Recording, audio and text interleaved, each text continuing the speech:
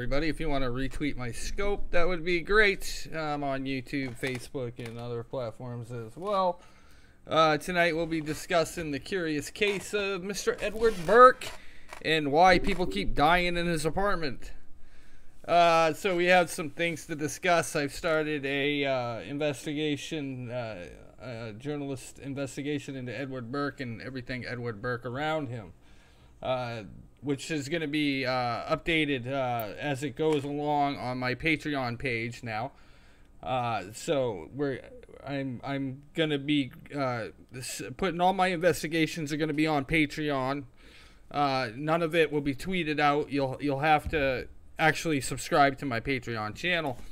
The reason why I've decided to do this is because I want to get paid for my work in journalism, and I should get paid for data that I do find and things that matter out there. So, you know, a lot of people say, oh, well, yeah, donations. Well, I think I should get paid. If you put your time and your energy into subjects and you're the one covering it, you should get paid for it. I don't work for a news organization, right? So, you know, I should get paid for the work that I do. You know, I've been cited in several different news outlets. Why shouldn't I get paid for what I do?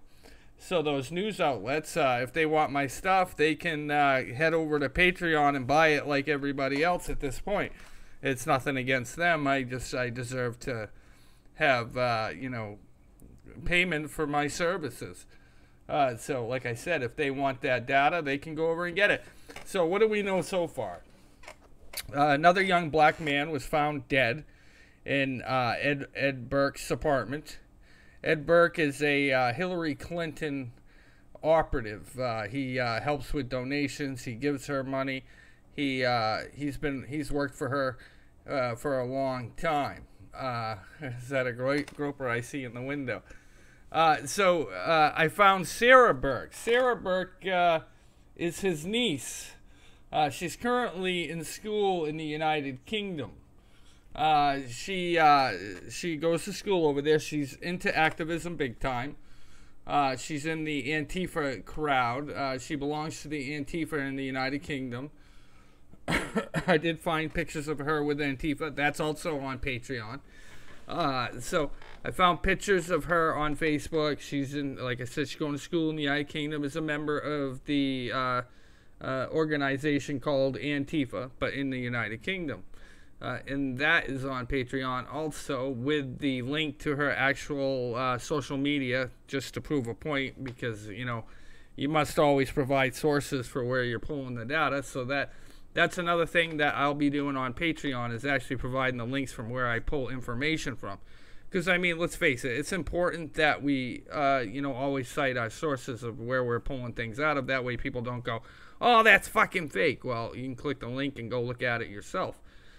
So we're going to do that as well as I go along with my Patreon account. I've never really utilized Patreon, but today I have a lot of time to sit and think, because I was offline quite a bit today while waiting on news and stuff like that. And I was thinking how better to, you know, help my platform and help the things I look into. Well, Patreon seems like a good choice because you actually, you know, you take in the donations for Patreon, but you provide a service. Most people just open a Patreon and take the money, right? They really don't do nothing with it. But I think if you're going to use Patreon, you might as well provide a service to do that. So that's where I'm going to put all my online journalism and things like that. That way, you know, if the little digital thieves out there want to come get my stuff, they have to pay for it like everybody else. So that's the plan, you know. And if you see it out there, or I see it out there, I can say, that's off my Patreon account. And, you know, and then I'll open it up if that starts happening like frequent. But back to Ed Burke. Ed Burke, like I said, he lethally injected this young black man. Lethally injected him with drugs and killed him. He's a gay man, Ed Burke. This man, he wasn't really gay. I think he was a male prostitute making money, because I did find, as I've searched his digital footprint, he had girlfriends, you know, female companions. Where the fuck is real Sean King now? I don't know. But anyway, so this young man had girlfriends. He wasn't fully gay. I guess he was bisexual, if you want to call it, or just a drug addict that was, having sex with men to get by with his drug addiction. But he had been injected by Ed Burke, died in Ed Burke's apartment, and then Ed Burke called the police and said that the guy died of a drug overdose. Well, now, lo and behold, another guy has died in Ed Burke's apartment, another young black African American. Once is a coincidence. The second time, you got to say, whoa, why are these young black African Americans dying in this guy's apartment? And as soon as I started going into Jamal Moore's stuff, my Facebook started acting funny, like they locked it down. I got blocked from Jamal Moore's Facebook page, which turned into a members page, because I wanted to see who the kid was, right? I was intrigued. I was like, well, who was this guy that died? So I started researching his name, and I was in there for, I don't know, 10 minutes. I had already gotten all the data that really didn't matter, but they had blocked me out of it. I'm like, whoa, Silicon Valley doesn't even want you looking at this. That they automatically flagged me for going into his webpage and blocked me from looking at that page, which is weird, right? I mean, that they blocked me from going into that page. Immediately I was blocked. I was like, whoa, so Silicon Valley, Facebook, must have some kind of search tool or some kind of flag system running, that if you go to that page, they'll block you from looking up people on Facebook, which is weird, right? Because Facebook is supposed to be a social media platform where you can look people up. I mean, I have dozens of Facebook accounts. It's not like they're going to keep me out. But I found it odd that they had blocked me because I simply went to Mr. Jamal's Facebook page. And it shows the actual Facebook, how bias and how information control that it could be blocked by the FBI. Absolutely. I mean, 2 young black African American men have died at the hands of this guy, so maybe the police are blocking that web page. But I just found it odd. It's not like I couldn't get it. I already got all the information off there. But I just found it odd that I was blocked within seconds. I kind of laughed about it. But, the niece is intriguing too, because she's actually running for office in the United Kingdom because she goes to school there. So in college, she's actually running for office. So she's being groomed, this Ed Burke's niece, to run for politics, which I found quite odd. In that she's in Antifa, and just to prove that point, I'll give you a little taste of what's on Patreon here that I had found, and other people could probably find it too, but I mean, time is time. It takes you time to go get these things. But here's a little taste of that. She belongs to a outfit in the UK called Vegan Antifa. As you can see, there's the Antifa flag, gay pride symbol, Earth, blah, whatever, so there's the Antifa symbol that she belongs to, and then there's some Antifa protests that she's been to, a lot of pictures of those on the Patreon. So I just found it interesting that the niece is into the Antifa movement, right? So it's kind of crazy. So as I start to look into this Ed Burke individual, he's a creep, kind of creepy, right? I mean, he's a definitely IV drug user. He's into drugs. He's killing young black males with his drug habit. And these are the guys that are helping in these political campaigns. They're not good people. They're not nice people. These people, they're the dregs of society. They're the dregs of society. They're absolutely killing people. And and they say that Republicans are bad, but these guys are killing people. These guys are worse than Republicans could ever think of being. They're killing with their drug habits and their freaky ways, and it's kind of crazy, right? It's kind of crazy when you really think about it. Yeah, dirtbags, straight up dirtbags. And this is what I was talking about today too when I talked earlier in my scope this morning, how I was going to pull away from everyday political topics to things of it's still political, but it's kind of I'm moving in a different direction. I think we should see the certain topics in politics that aren't everyday topics like this that really I think will intrigue people, because you're going to understand the underbelly of the political world. You're going to understand the underbelly of what's there. And that's, I think, the goal of some of my things I want to do, such as with culture and political figures that like this that need to be looked at. I think this would be more intriguing than hearing about the fucking wall and immigration every day. Because that's all we hear, right? The wall, immigration.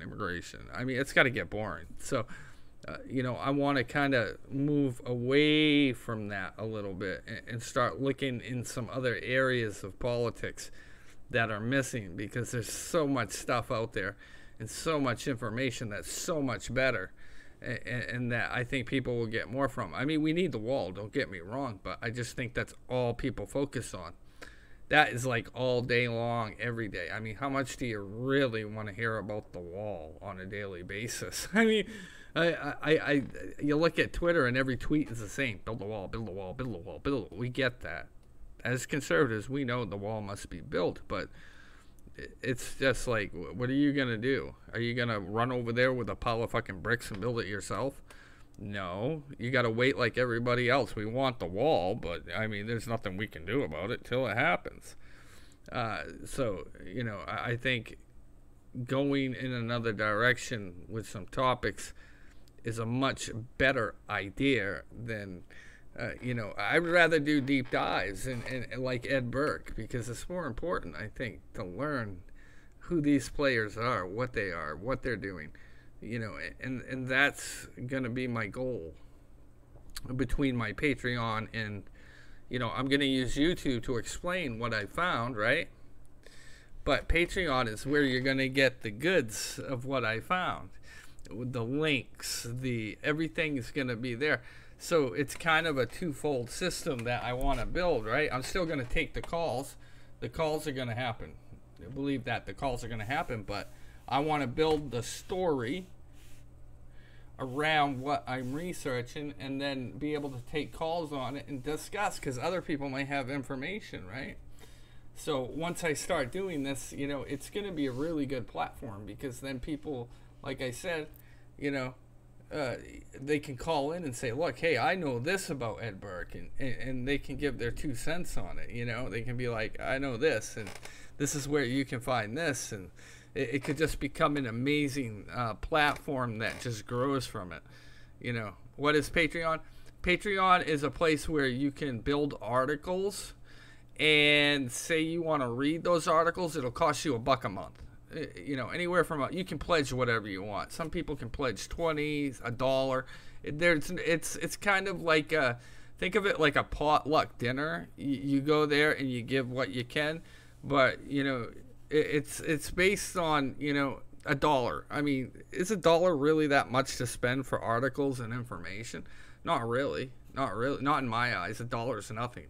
So I want to build that Patreon, but I'm still going to do my scopes so people can get, they can get the information for free. You're just not going to get you're not going to get the goods, right? So you're going to get the information in my scope, but you're not going to get the meat and potatoes that lie behind my Patreon behind a locked door. That's for paying customers. So, the people who can afford can come in my scopes and hear about what I'm talking about. And the other people that are going into the Patreon are going to be more knowledgeable, because they're going to be able to go in there and see the links and the data, the pictures, things like that. So they're going to have more of a, an inside track to what's going on. But I want everybody to be able to take part in it. You know what I'm saying? So it'll be good, because there's some people that can't afford it. I get that. And so that's where my scopes are going to come in handy, because they're going to, So if the MSM pays $1, can you go after them for more? How do you protect that? Well, I don't care if the MSM or other news agencies want my articles; they can pay $1 too.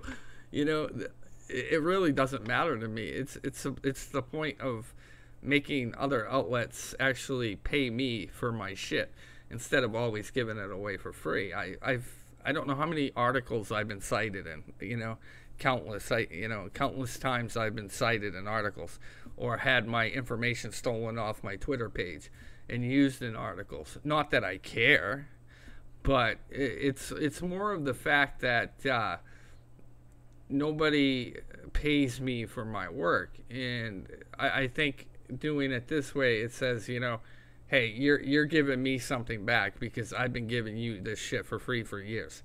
So that's why I want to do it, you know. And I'm sure they'll get their hands on it. They always do, but I want them to pay for it. You know, it is what it is. You know, we live in a capitalistic society, and, you know, skills such as my skill set, I should get paid for it. I get told all the time, you know, you should be getting paid thousands of dollars for what you do. And they're right, man. I've had a lot of time to sit and think about, you know, and that's why I had stopped doing research, because I felt like I didn't get nothing back from it. I mean, I love doing it, but I felt like I was, you know, not getting anything back. You know, it wasn't paying the bills. You know, I love what I do, but it's got to pay the bills, and that's where Patreon will come in. It might take a little while to build it up, but I guarantee once I hit like 10,000 Patreons, you know, my shit will fly through the roof, and it's through honest journalism too. You know, which is different. You know, honest journalism, you should get paid for it, right? If I'm putting out quality journalism and quality investigative work, you know, not fake news, nothing like that, real data, real things, I should get paid for that. You know, so that's how it goes.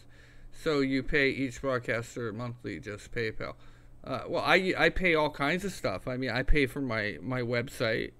I pay for my restreaming service. I pay a lot of money. I pay for my Skype. I pay for my, you know, when people give me donations, it all goes back out into other expenses. It really does. It's not like I pocket a whole lot. I mean, there's a lot of upkeep to the things I use. Like to go out onto Facebook, YouTube, and Periscope, and all these platforms all at once, it costs money. You just can't go push one button and I'll go out. You have to be able to, you know, put that, you know, that stuff to use. So yeah, like Tracy Beans is a researcher. I'm a researcher too. You know, it's what we do, you know, and I'm going back into that field, but I'm really, really fucking good at what I do. It's Patrick Henry. I took the handle Patrick Henry. I made it a long time ago. I just had never really used it, but I've always kept it in the back burner, you know, because, okay, so here's how this all happened. How I got my Patreon account, and I'll put my Patreon account in the room. But I got my, it's just like it's spelled, Patrick Henry. So when Thomas Paine made his Patreon, he's Thomas Paine on Patreon. I'm Patrick Henry on Patreon. He took Thomas Paine and I took Patrick Henry. And I've had that name. He's had his name. A lot of people don't know that because I don't use my Patrick Henry name. I hardly have ever touched it. But I decided tonight, because I was like, you know what? I'm going to start using Patrick Henry. I'm going to like really just do it. Because I've been told 100 times, you know, hey, do the Patreon. Use the Patrick Henry. Start doing it. It's going to be worth it. So I'm going to do it. I'm going to use the Patrick Henry. I'm going to really concentrate on that Patreon account. Because, you know, I've had it for a long time. Like I said, Thomas Paine made Thomas Paine, and then I made the Patrick Henry. And, you know, so we, you know, it's no secret. Me and Thomas are good friends, right? It's not like anybody doesn't know we're good friends. So, you know, we do what we do, right? You know. But I think people will enjoy it. I think people will enjoy being able to read information that's different than other information that's out there. My articles aren't more, you know, lots of paragraphs and stuff like that. I'm more of a data guy, right? So a lot of people will take my data and they will build the story from the data. And that's what people have always loved about my timeline, is because it's full of raw data, you know, and that's the best part of it, you know, it's the data itself. So, you know, there's another story I'm going to be working on. It's a surprise, but I'm not going to tell anybody until I actually drop the story on Patreon. You're going to be very. I think people are going to get very woke to what I'm going to drop probably in the next, I don't know, week or so. But yeah, it's up. Yeah, it's up. Patrick Henry on Patreon. But I'm going to be dropping a story, and it's got to do with the CIA. And not many people know about this, and I think I'm going to drop it. And you're going to be kind of intrigued with the story that I'm going to build for you guys that you're going to see, and it's all factual. There's nothing fake about it. I'm going to provide all the links, all the backstory, everything about it. It's going to be in there, and I'm going to explain to you everything, something about the CIA that most people don't know about. I don't know why other news outlets haven't caught on to this. And I'm gonna absolutely drop this, and it's gonna be quite intriguing. You're gonna like it. You're gonna like it. I think even Thomas Paine is gonna like it, and I think people are gonna be like, whoa. And I'm gonna wake a lot of people to what I'm gonna drop in the next week of data that I have found. Do I worry for my safety? No, because it's all it's aggregated data. I mean, if the government didn't want people to know about some of this data that I know about, they wouldn't let it stay on the internet. They would find a way to pull it down. I don't really worry about my safety. Do I worry about jerky liberals out in the public? Yeah, a little bit, but you can't live your life in fear. And most liberals on Twitter are all mouth, by the way. They would never do anything in public. They're all talk.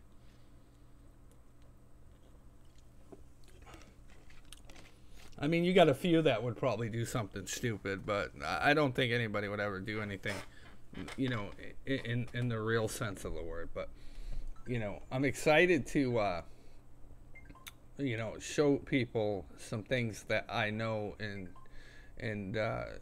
showcase that. I have a lot of data from an old Twitter account too that I'm gonna actually pump back through Patreon, because there's a lot of stuff on there that dates back to 2016, and a lot of things people don't know about. I mean, I've dropped more data than you can count, and more links to things and stuff like that. I'm sitting on a treasure trove of information. I really am. With as many times as I've been, who is he, man? Who's the guy in the picture? That's Ed Burke's gay lover, who he injected with heroin, and he ended up killing this young man. But he killed another man, I think last weekend. So 2 young black African-American males have been killed by this man injecting them with drugs. And when I read the story, I mean, I knew about the first guy anyway, but when I read the story, all I could think of was Jeffrey Dahmer. I was like, is this guy fucking Jeffrey Dahmer? Is he drugging these people and, taking them back to his home and, doing things to these young men, and then, killing them by overdosing them? Jeffrey Dahmer, if you remember, if you have ever studied Jeffrey Dahmer, he would kill his victims and have sex with them. And I'm wondering if Ed Burke is a serial killer who kills his victims and has sex with them. I don't know. I'm not the cops investigating it, but I hope they're looking into it, a little better this time with the second guy that's obviously died at the hands of this guy. My family's doing well, thank you. But this is the second one, I mean, are they sweeping it under the rug? What kind of investigation are they running? What led up to these young men dying? I mean, they're not old men. These are young black African-American males. They're not just some, and you look at this young man, and he was in shape. He was, he didn't look like he was an avid drug user, He's a meth head with, it's more than a meth head, man. He's injecting people with heroin. It's more than meth. It's more than meth with this man. You can call him a meth head, but I call him a serial killer at this point, because he's injecting people with heroin and giving them overdoses. So, and I'm wondering if fentanyl was involved. Was he giving them fentanyl? What exactly did he do to these young men? What kind of drugs? What was going on? Was it a house of horrors? What did the police find in that house? Like, what is going on? There's more to this story. You read the story, and in every paper, it's only a paragraph long, right? It's a paragraph. And they talk more about Jamal Moore than they talk about the new guy they found dead in the apartment. So they don't even talk about the new guy they found that is dead. They're talking about the old story, injecting them with meth. I don't know about that. I mean, I have to research the drug use, but that I don't know. I can tell you that 2 men have died. That's all I know. From Texas to L.A. Yeah, I did see he was from Texas. Yeah. You can inject meth. Maybe. I don't know. I've never done meth. I have no wants to do meth. No idea, bro. People be injecting it or whatever the fuck they do with it. No idea. That's crazy shit. First time I ever heard of that. I thought people smoked that shit or something. So I don't know. But yeah, I thought they always smoked that crap. But yeah. So there's that. But I just find it odd that 2 men have died. 2 men have died at the hands of this man. There was a story about the first death. Well, let's look it up, okay? Let's look up the first death. We'll start there. Jamal Moore. Death. Okay, so let's look it up. I don't want today's data. What you need to know about the death. Okay, here we go. What you need to know. The harrowing makings of a story of Jamal Moore seem to come right off the page of script from Law & Order, Special Victims Unit. Wow, what a start. An escort befriends a wealthy white Democratic donor with a suspected fetish for watching vulnerable gay black men get high, with the escort found dead in the donor's home instead of a happy ending filled with social justice. Moore's family has been left to crack the case themselves. His family has been left to crack. Well, hello, Moore family. I'm here to help you.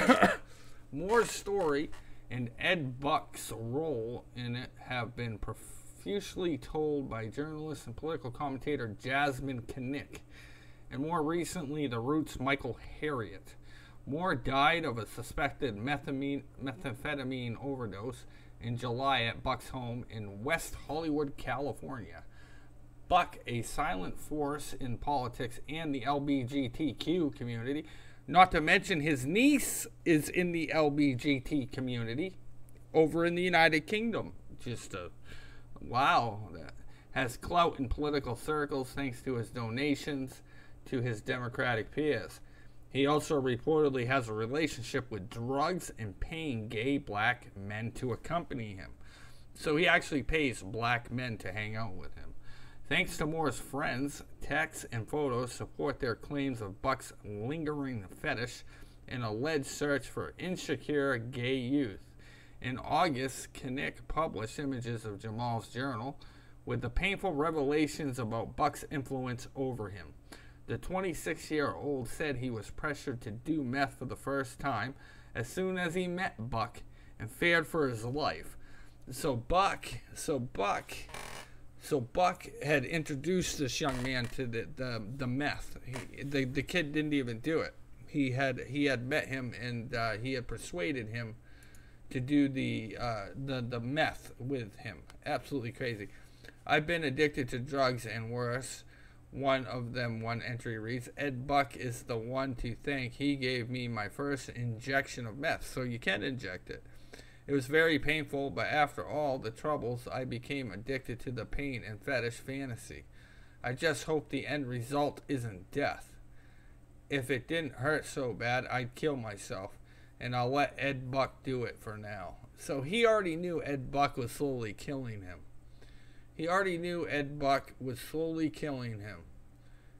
Imagine, He predicted his own death. He predicted in his journal his own death. He said, Ed Buck is killing me. Now, why haven't they charged Ed Buck with involuntary manslaughter? At least, you know, he killed this kid with the injections. Let's keep going with the article here. Despite the overwhelming amount of evidence, another man with Buck as his client was turned away by the police with his claims. Buck hasn't been arrested or labeled as a suspect in the case. Instead, he accused the victim's family and reporters as assassination against his character. Not anymore. Ed had nothing to do with Mr. Moore's death. His lawyer, Seamus L. Amster, told the LA Times in September, Ed is a caring soul who allows individuals to have access to his home who are homeless or who have other social or economic issues. Where have we heard that before? To give them a place to wash up in a safe environment. Unfortunately, many of these individuals come in with their lifestyles. When it comes to Buck's alleged drug use, Amster said, I don't think his personal lifestyle is the issue. So they didn't deny that this dude's a piece of shit, drug using scumbag, right? I'm not going to accept an invitation to go into the private aspects of his life. This was a tragedy, and that was all it was. I'm sure this new guy that was murdered in his apartment was just a tragedy, too. I'm sure that's it.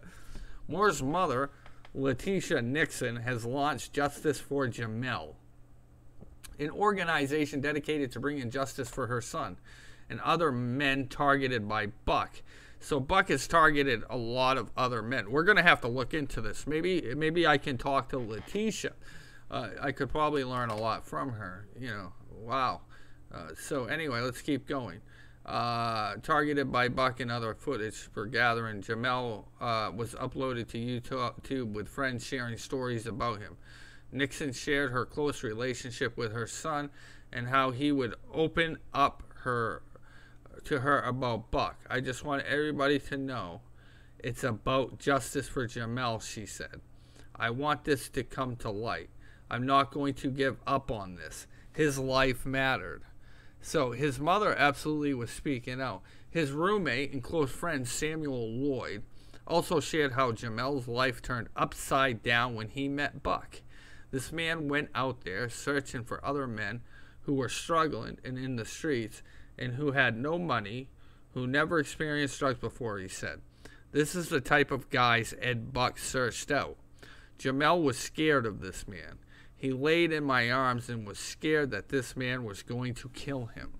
The Los Angeles Sheriff's Department released a vague statement about the case after it gained traction on the social media with the hashtag Justice for Jamel.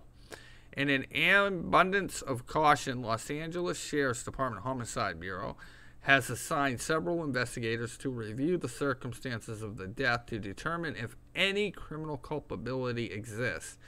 Immunity has also been granted to those willing to speak about their interactions with Buck. Supporters are encouraged to contact Deputy District Attorney Craig Hum and the LAPD detective Ralph Hernandez to demand justice. Learn more about Justice for Jamel here.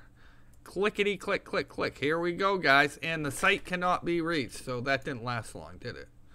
What happened? So let's look in the go back machine. Dun dun dun dun dun dun dun dun dun dun. We'll find it.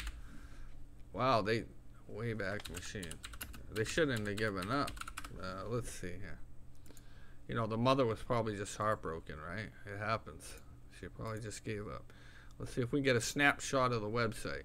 Thank God for that, right? So here we go. There's one. Wow, this hasn't been used in a long time. Boom, boom, boom, boom, boom. Okay, here we go. We're going to look up justiceforjamel.com. Here we go. Boom, boom, boom, boom, boom. Might see some interesting data over there while it loads. I'll wait a moment. He had an Instagram. I did see his Facebook, but I didn't see his Instagram. But we'll see here. Nothing there. you feel bad for the mother, right? I mean, absolutely got to feel bad for her. You know, son died, got no justice. You know, nothing came of it.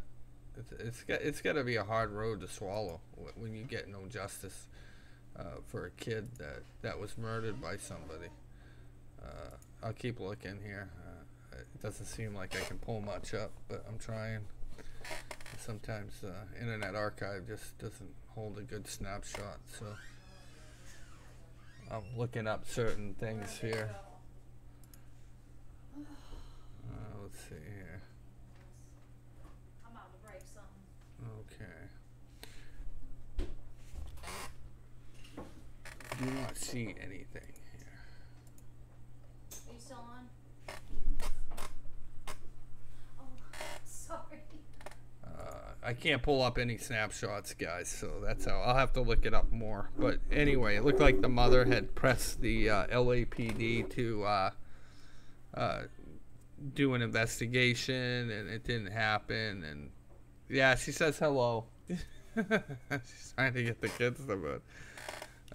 He was murdered from a lethal injection of methamphetamines, and it's said that Edward Burke has enticed several men. I don't know if there's any other websites here. Let me look.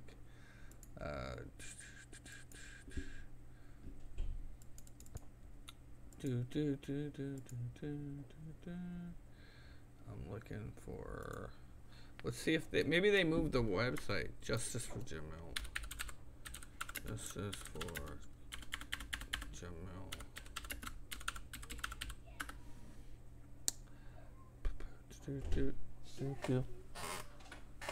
Look in here. Let's see. Let's see. Justice. Curious case of. All right. Here's one on the route. Okay. So. All right. Let's see. On July 27, 2017, 26-year-old Jamel Moore was found in the bathroom of a West Hollywood, California apartment belonging to Edward Buck, 62. Moore was a young black and poor. Buck was white, wealthy, and powerful. That's all we know. Moore's family is searching for answers. Buck has not spoken publicly about the incident. Police have not charged anyone with a crime, even though multiple reports have surfaced that Buck had a predilection for young black men, even after a number of young black male sex workers have stepped forward with apparent photographic evidence that Buck was one of their clients. Even after one of these men separately told the same story, not only did Buck have a fetish for black men, but he was known in West Hollywood's gay community as someone paying top dollar for a company of 20-something-year-old black male escorts, but only after injecting them with drugs. West Hollywood is known as the symbolic heart of the LGBTQ.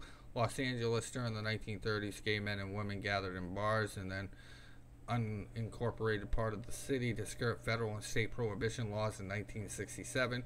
2 years before New York City's Greenwich Village Stonewall riots put the fight for the gay and lesbian rights on the map, a protest organized personal rights defense education organization.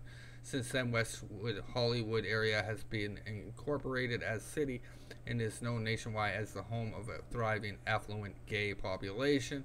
The city is a liberal enclave and has recently rebranded itself as WeHo. Buck was born in 1954 and came out to his parents at the age of 16, according to WeHoville, in the 1980s after living and traveling as a male model and actor. Buck began working in Arizona for a company that provided information for driver's licenses, according to WeHoville, in a 1987 interview with the Arizona Republic.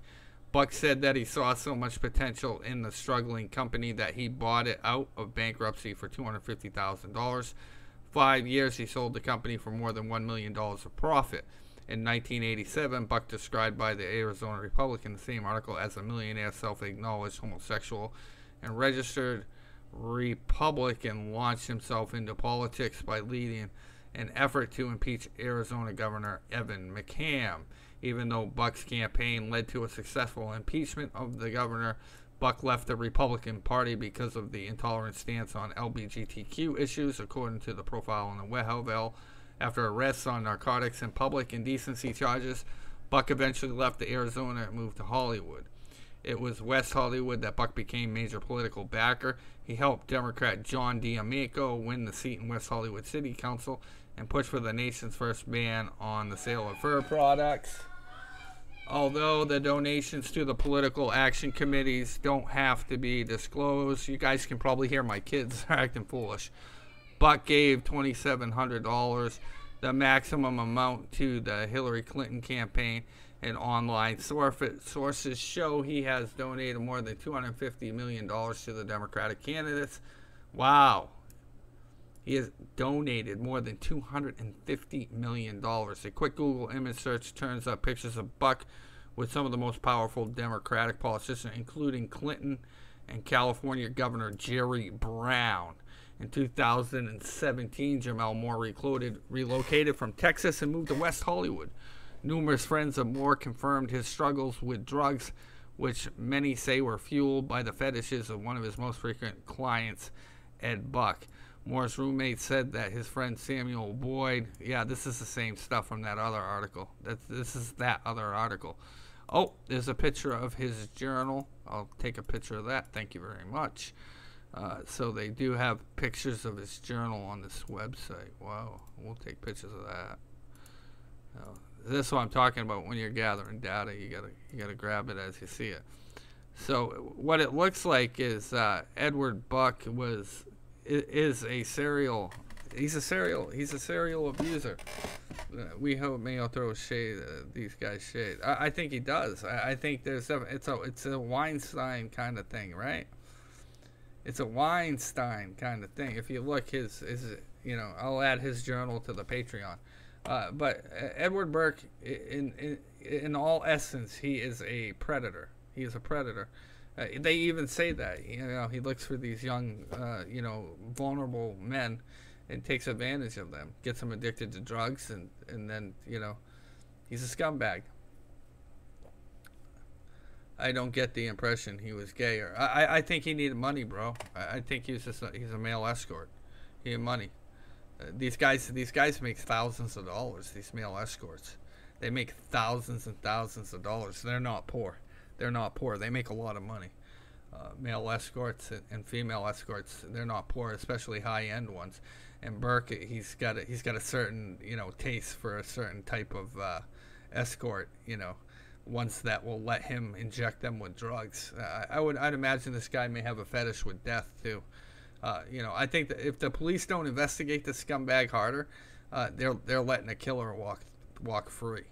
But I'm going to end the scope here. I'll add these journal posts to the Patreon account that I have, and I'll add these journal posts to that as well, what I just read, and the article links.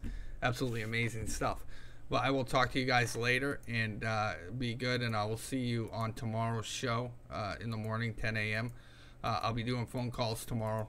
We'll be going back to it, and we'll be doing some other stuff as well. So you guys take care and have a good night. Edward Burke is not locked up. He's still out free and about. Later, guys.